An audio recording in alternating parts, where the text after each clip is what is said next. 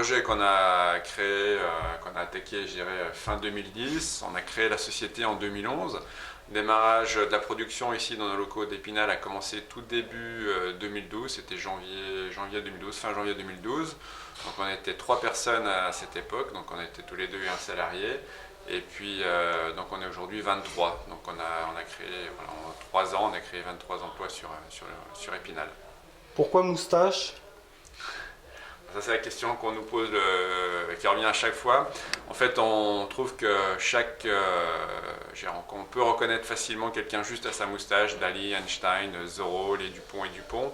Et on voulait des vélos avec une forte identité. Donc, pour nous, la moustache avait vraiment on retrouvait cette forte identité à travers la moustache. Et ça vient aussi du fait de guidon moustache qui existait à l'époque et qu'on a réinterprété dans une version un peu plus contemporaine. Pour la partie commercialisation, donc vous essayez de trouver de revendeurs dans plusieurs pays. Expliquez-nous où vous êtes. En fait, on a démarré sur le marché français parce que c'est là qu'on avait le plus de légitimité, on va dire, au départ. Donc aujourd'hui, on a à peu près 150 revendeurs spécialisés, donc qui sont tous des professionnels du cycle indépendants. Voilà, répartis sur le territoire. Et puis, on avait quand même rapidement développer l'activité à l'export. Donc aujourd'hui, voilà, en plus de ces 150 revendeurs, on en a presque autant qui rayonnent sur l'ensemble du territoire européen. Quels sont les nouveaux marchés que vous explorez là, en ce moment? Alors on continue à se renforcer à la fois sur la France et sur l'Europe parce que le marché continue de progresser fortement. Et on va dire à horizon 1-2 ans, on a la possibilité d'exporter sur toute l'Amérique du Nord, l'Australie et puis également une partie de l'Asie. Bon, le vélo à assistance électrique, forcément, il y a de la concurrence. Les gros s'y sont mis également, comme la Pierre ou autre. Alors, la concurrence, elle est forte. Hein. Il y en a un certain nombre qui étaient déjà présents, même quand on s'est lancé. La plupart des marques internationales, effectivement, sont déjà présentes sur le marché. Mais aujourd'hui, on a une position, sur le marché français, on a une position de leader. On est en 3 ans et on a réussi à atteindre cette position-là. Et on est très légitime à l'export. On avait par exemple des tests, plusieurs vélos en test en Allemagne. On a les magazines qui viennent d'arriver. On a eu le Verkauftipp, c'est-à-dire qu'on a conseil d'achat, donc ce qui est assez rare pour des marques françaises en Allemagne. On a eu, on voit derrière un certain nombre de prix divers et variés sur des salons internationaux. Donc c'est ce qui nous permet de progresser. On a en face de nous des gens plus gros souvent, mais on bataille avec, on se donne les moyens de batailler avec. Alors justement, oui, vous allez sur des salons en Allemagne ou les autres pays? Un peu partout. On était récemment justement, Greg parlait de l'export lointain, Asie, Amérique du Nord. Donc pour ça, il y a un salon qui est basé à Taipei, donc Taïwan. On y était il y a quelques mois. On va bientôt faire le salon d'Eurobike en Allemagne fin août. Donc oui, on participe activement pour renforcer nos positions à l'export. Quelles sont vos forces? Sur quoi vous pouvez vous démarquer? On a beaucoup travaillé sur, Manu parlait tout à l'heure, c'est vrai que une des premières questions qui revient c'est pourquoi moustache, donc on a énormément travaillé sur l'identité de la marque et en fait cette idée de marque, c'est vraiment là qu'on essaie d'apporter notre valeur ajoutée. Donc la valeur ajoutée en fait elle est répartie. La valeur de la marque elle est dans l'ensemble effectivement. C'est-à-dire dans le développement, dans le design des produits, dans plein de petits détails auxquels justement les gros ne font pas forcément attention. Et on a vraiment innové à plein d'endroits au niveau des cadres. Et finalement on investit un peu plus en termes de qualité, vraiment sur la partie structurelle.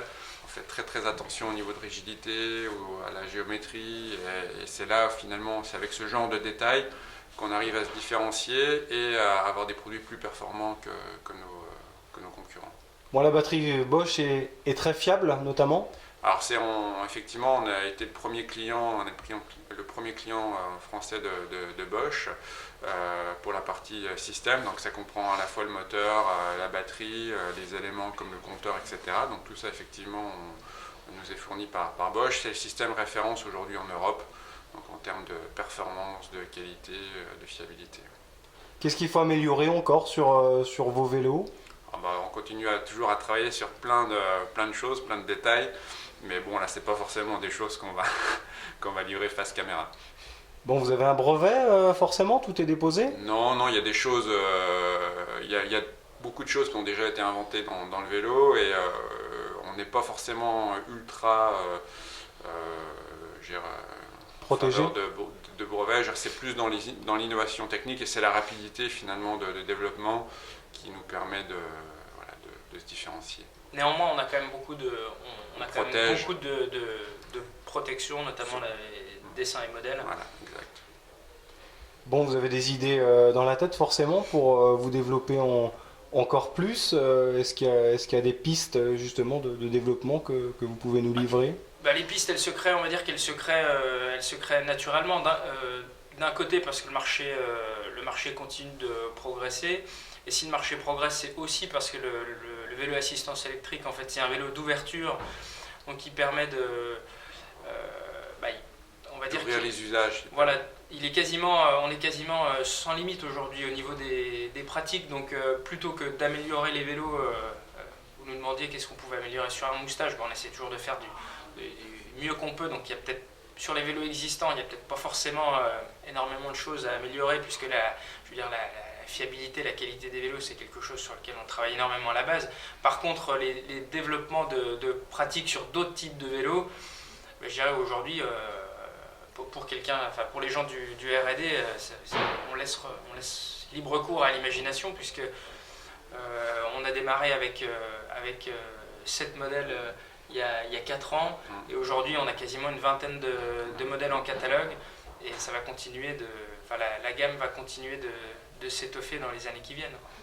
Est-ce qu'il y a possibilité de s'attaquer au marché des villes à l'image des Vélib? Alors ça c'est encore un autre marché, la problématique des vélos en libre service, c'est le niveau d'entretien, le coût d'entretien. Donc aujourd'hui avoir des batteries, des systèmes complexes sur des vélos en libre service, c'est très compliqué. Il y a des gens qui travaillent depuis longtemps, mais il n'y a pas franchement quelque chose qui sort aujourd'hui ou qui est prêt à sortir pour des raisons de vandalisme ou voilà. Donc c'est un sujet qui est beaucoup plus compliqué en électrique qu'en vélo simple. Déjà, un vélo en libre service simple, c'est extrêmement lourd en entretien. Donc voilà, le transformer en électrique, c'est encore plus compliqué, même si ça serait une solution de mobilité quasi idéale. Bon, le vélo à assistance électrique a une image chère. Est-ce que vous voulez changer cette image? Est-ce que ça devient plus abordable? C'est pas une image, en fait, si on veut, il y a des produits qui commencent très très bas en prix, ce sont plutôt des produits d'import de pays asiatiques à bas coût ou avec des niveaux de qualité très bas. Une fourchette de prix? On a, la grande distribution, vous trouvez à 400 €. Ouais, même, on va dire, il n'y en a plus vraiment maintenant, mais en dessous de 1000 €, on trouve des produits en grande distribution. Par contre, ça n'a rien à voir en termes de prestations, de durée de vie, de maintenance par rapport à des produits comme on peut faire nous. Nous, on s'est positionné sur un créneau qu'on appelle qualitatif. Certains gens disent haut de gamme ou premium. Nous, on préfère dire qualité. En fait, des vélos qui puissent durer dans le temps. Quand on parle de produits durables, nous, il y a effectivement cette notion de produits qu'on va conserver, qu'on va pouvoir entretenir, maintenir.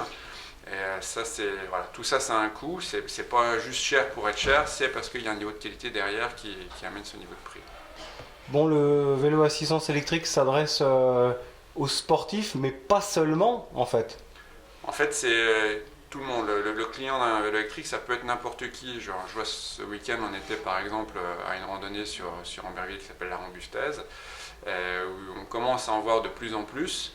Et finalement, je vois par exemple, nous, on en a profité pour faire des tests et on était avec nos enfants. Mon garçon, Amy, il a 9 ans et il a déjà, dans la plus petite taille de modèle adulte, il a pu rouler avec nous. Toi, tu tractais Jules derrière sur ce qu'on appelle un vélo 3e roue accroché derrière le vélo.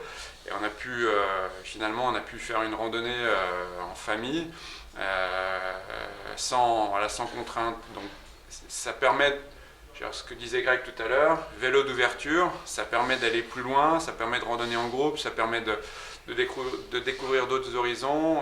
Il peut y avoir des applications de tourisme extrêmement intéressantes. Donc voilà, c'est le côté pour tous. Et en même temps, quand on est sportif, on commence à avoir des compétitions de VTT à assistance électrique. Donc ça lève le côté vélo pour les vieux, le vélo feignant, ce qu'on entend encore de temps en temps quand on double des groupes de vélo traditionnels, on va dire. Mais finalement, le niveau d'effort, on le règle comme on veut. Si on veut pratiquer de manière sportive, même extrêmement sportive, on peut. Si on veut pratiquer de manière douce, eh bien on peut aussi. Oui, justement, il est question peut-être d'organiser des compétitions plus tard avec des vélos à assistance électrique. On pourrait voir ça sur des compétitions nationales ou mondiales? Ça existe, hein, ça existe déjà. Il y a en enduro par exemple. Il y a eu la première, je ne sais plus c'était sur quelle manche, mais il y a déjà eu une première manche en enduro. Il y en aura une deuxième, je crois, à Millau, mais c'est sur juin si je ne dis pas de bêtises. Donc non, il y a déjà des courses depuis un an et c'est en train de se professionnaliser un petit peu plus et de s'ouvrir encore un peu plus. Puis même sur des approches un peu plus amateurs, il y a de plus en plus de randonnées qui ouvrent soit à l'électrique ou alors qui créent une catégorie spécifique. L'année dernière, on en avait une au Roc d'Azur qui est le plus gros rassemblement VTT en Europe. On voit, enfin, je veux dire, les organisateurs ont conscience de la mesure l'ampleur du phénomène. Aujourd'hui, on estime qu'à horizon 5 à 10 ans, une grosse partie des VTT seront à assistance électrique. Donc tous les aménagements vont dans ce sens-là, quoi. Pour conclure, vous faites des tests, vous l'avez dit. Donc la meilleure communication pour bien sentir les sensations, ce sont les utilisateurs un peu qui vous donnent ces renseignements? On a beaucoup de retours effectivement via la boîte contact de nos clients ou quand on est sur des randos qu'on discute avec des utilisateurs ou les premiers tests ce sont nous qui les faisons sur toutes les parties proto bien entendu, mais après effectivement on essaye soit sur les salons, les portes ouvertes chez nos revendeurs, etc. On communique beaucoup avec nos clients qui se font souvent nos ambassadeurs hein, sur le terrain. Et donc nous on est alimenté effectivement, le bureau de développement est alimenté ici par les retours d'infos, par l'anticipation, ce qu'on ressent, les changements de la société à plein de niveaux et on utilise tout ça pour anticiper la demande et encore toujours faire des nouveaux meilleurs produits. Les revendeurs dans les Vosges, Ballon-sur-Épinal et sur Gérardmer, expliquez-nous. Donc Picard, voilà, Picard Gérardmer qui présente l'avantage d'avoir une grosse flotte de vélos en location. Donc l'intérêt c'est que ça permet de communiquer de manière très large sur la gamme et sur la marque auprès des touristes pendant toute la période estivale. Ça présente également l'intérêt de pouvoir tester les vélos avant de passer à l'acte d'achat si les gens le souhaitent, en louant un vélo à la journée ou à la demi-journée. Et puis Véloland Épinal qui est notre partenaire historique, qui était quelqu'un qui s'est engagé très tôt à nos côtés dès le début et puis qui réalise de bons scores. Et Doc Vélo à Rambervillers qui... Par exemple ce week-end il y avait mis quelques vélos en essai également lors de la Rangustèse où les gens pouvaient essayer, avoir une première approche.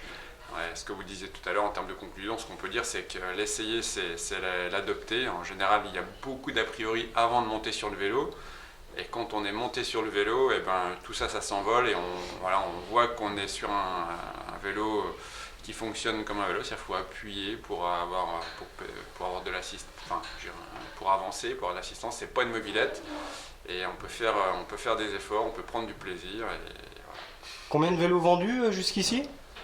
À peu près? Jusqu'ici, au total, on doit être à presque 12 000, je pense. Ouais. Depuis le début. Plus de 10 000 vélos en circulation, ça c'est sûr. Et voilà, je pense une douzaine de milliers, dont quelques-uns, dont quelques dizaines à Épinal. On en voit de plus en plus dans les rues d'Épinal.